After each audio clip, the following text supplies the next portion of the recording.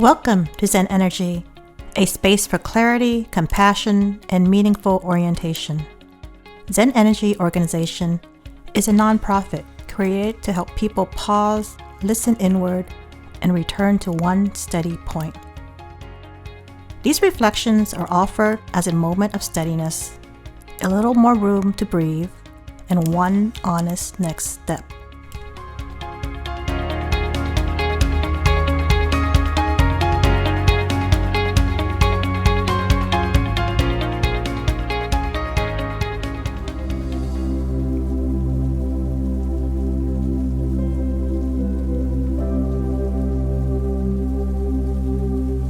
Today's reflection is called Clarity is a Form of Care. This episode begins a small series in ZenEnergy on the principle at the heart of the work. Clarity and compassion are not two. Very often we separate them.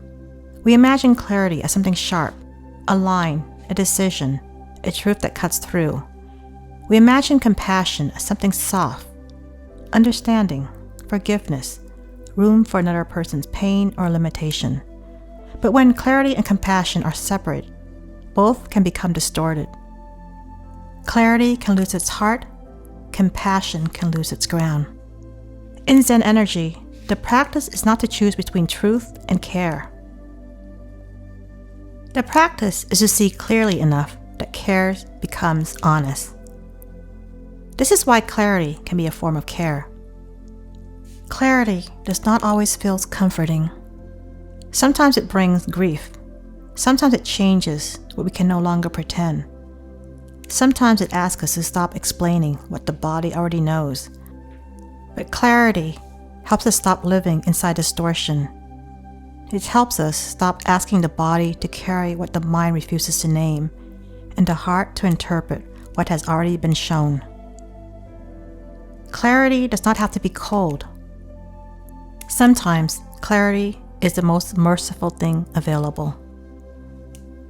There are many reasons we avoid clarity. A truth may be sitting quietly in front of us, and still we hesitate to name it. We may think, if I say what I see, I will hurt someone. If I stop explaining, I will seem uncaring. If I admit that something is not working, I will have failed at compassion. So we soften what is already clear. We wait for more evidence. We give more time. We keep every possibility open, even when some of those possibilities are no longer real. And sometimes patient is right. Sometimes more information is needed. Sometimes the wisest thing is to wait. But sometimes what we call patience is fear in gentle language. Fear of disappointing someone, fear of losing connection, fear of being misunderstood, fear of seeing what we do not want to see, fear of taking the next honest step. This is where reflection becomes something we can live. Not a beautiful language added on top of life. Not a calm identity we perform. Not an idea we use to avoid what is directly in front of us. The invitation is more ordinary than that. Can I see what is here? Can I see what I know? Can I see what I do not know? Can I notice what fear is adding? Can I notice what longing is adding? Can I notice what I keep avoiding because seeing clearly would require a change? These questions are not harsh. They are orienting. They help us to return to reality without adding punishment. One insight that appears again and again in contemplative practice is this. A thought can arise without becoming the ruler. A fear can arise without becoming an instruction. A hope can arise without becoming evidence. An old wound can arise without becoming the interpreter of the present. This does not mean having no thought. It does not mean forcing the mind to become blank. It means we do not have to hand over authority to every movement of the mind. There is a thought, there is a fear, there is a wish, there is an old story, and here, beneath all of that, is the question: what is actually true enough to guide the next step? When we can see this way, compassion becomes cleaner. We can notice fear without obeying it. We can notice grief without letting it define the whole situation. We can notice longing without turning it into proof. We can notice responsibility without letting it become self-abandonment. Care becomes more honest when it is rooted in reality. Not sentimental care. Not performative care. Not care that requires to disappear. Real care has ground. There is a kind of compassion that tries to avoid all discomfort. It wants everyone to feel okay. It wants every conversation to stay gentle. It wants every ending to be softened. This is understandable. Many of us do not want to cause pain, but care that refuses reality does not truly protect anyone. It may delay discomfort and keep the surface smooth for a little while, but underneath, distortions grow. The body knows, the heart knows, the work knows, the relationship knows. Something begins to feel crowded, heavy, or dishonest. The caring truth does not need to attack. It does not need to accuse. It does not need to turn another person into a villain. Very often, the caring truth is simpler. This is what I know. This is what I do not know. This feels unclear. This can continue. This cannot continue in the same way. I am available for this. I am not available for that. This is the next honest step. These sentences may not sound elevated, but they are part of the work, because this work is not separated from ordinary life. It is not separated from the world we choose, or how we handle uncertainty, expectation, disappointment, and care. In Zen energy, clarity is not treated as a weapon. We are not using clarity to dominate, shame, or make another person feel small. Clarity is a way of returning to what is real. It allows us to stop fighting shadows. It allows us to stop living from the loudest thought. It allows us to stop confusing intensity with truth. And when we return to what is real, we can respond with more care. Not less, more. Because now the care is not tangled inside distortion. This is the Zen energy orientation. Clarity and compassion as not two. Truth without care can become a blade. Care without truth can become fog. But when clarity and compassion are held together, there is another way. A truth can be simple without being cruel. A boundary can be clear without being hateful. A pause can be wise without being avoidant. A decision can be firm without becoming forceful. A next step can be small without being weak. This is not compromise, it is integration. Sometimes the caring thing is not to solve the whole situation. Sometimes the caring thing is to stop adding distortion. This may not mean answering while the mind is flooded. It may mean not making promises from guilt. It may mean not turning longing into a plan. It may mean not confusing someone's warmth with structure. It may mean not calling uncertainty a relationship. It may mean not calling exhaustion a moral failure.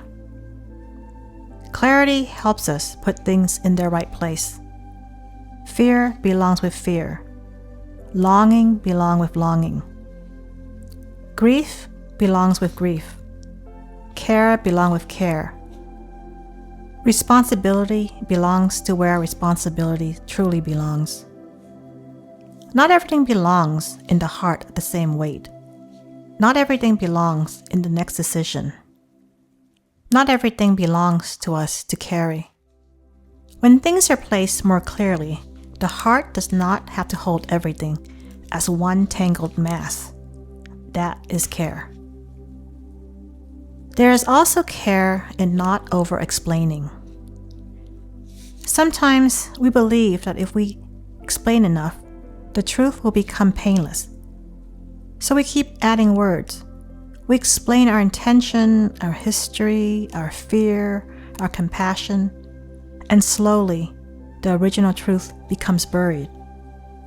But clarity may ask for fewer words, not because we do not care, because care does not always require excessive explanation. Sometimes the clearer sentence is the kinder sentence. I need time. I cannot do this today. I need more information. I am not ready to decide. This does not feel clear enough to continue. I care, and I still need this boundary. I understand, and I still cannot take this on. There is steadiness in simple truth. This does not mean clarity is easy. Sometimes clarity brings grief. When we see clearly, we may have to release an imagined version of a person, a relationship, a project, or a future. We may have to admit that effort alone cannot make something mutual. We may have to admit that warmth is not the same as structure. We may have to admit that care is present, but capacity is not. We may have to admit that something mattered deeply and still cannot continue in the form we've hoped. That is painful, but pain is not always the evidence that clarity is wrong. Sometimes pain is the feeling of an imagined picture losing its hold. Sometimes pain is the cost of no longer abandoning reality. And when grief is held with compassion, it can become part of the path back to truth. So the question is not, how do I become perfectly clear? Most ordinary life does not give us perfect clarity. We may not know the whole story, the final outcome, or what someone else will choose.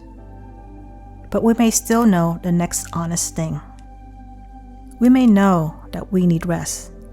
We may know that we should not respond from injury.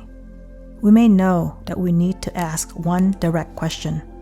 We may know that we need to stop checking. We may know that we need to finish one task. We may know that we need to protect the structure. We may know that we need to tell the truth without making it larger than it is. This is the ZenEnergy way, not solving the whole life at once, returning to what is clear enough, honest enough, and caring enough for the next step. So today, the invitation is simple. Ask yourself, what is the most caring truth I can see right now? Not the most forceful truth, not the most dramatic truth, not the truth sharpened by resentment, the most caring truth. The truth that brings the situation closer to reality. The truth that helps the body exhale. The truth that does not require pretending. The truth that allows the next step to become honest. Then ask, can I meet this truth without hardening? Can I meet it without abandoning myself? Can I let it guide the next step without forcing the whole outcome? Can I respond without separating clarity from compassion? Clarity is a form of care, because care without clarity can lose its ground, and clarity without care can lose its heart. But when they are not divided, something steadier becomes possible. A way of seeing that does not attack. A way of caring that does not collapse. a way of responding that does not abandon reality, a way of returning to what is true enough, kind enough, and steady enough for the next step. And that may be enough for today. Not because everything is solved, but because what is unclear no longer has to lead.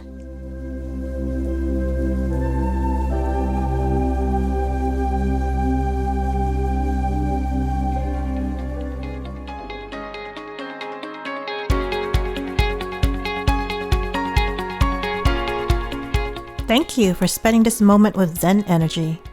May you leave with a little more clarity, a little more steadiness, and one small next step. To learn more, visit ZenEnergy Organization at ZenEnergyZen.org or explore our Web3 presence at ZenEnergyOrg.eth.limo. If you feel moved to support this work, donations to ZenEnergy Organization help sustain our mission and may be tax deductible to the extent allowed by law.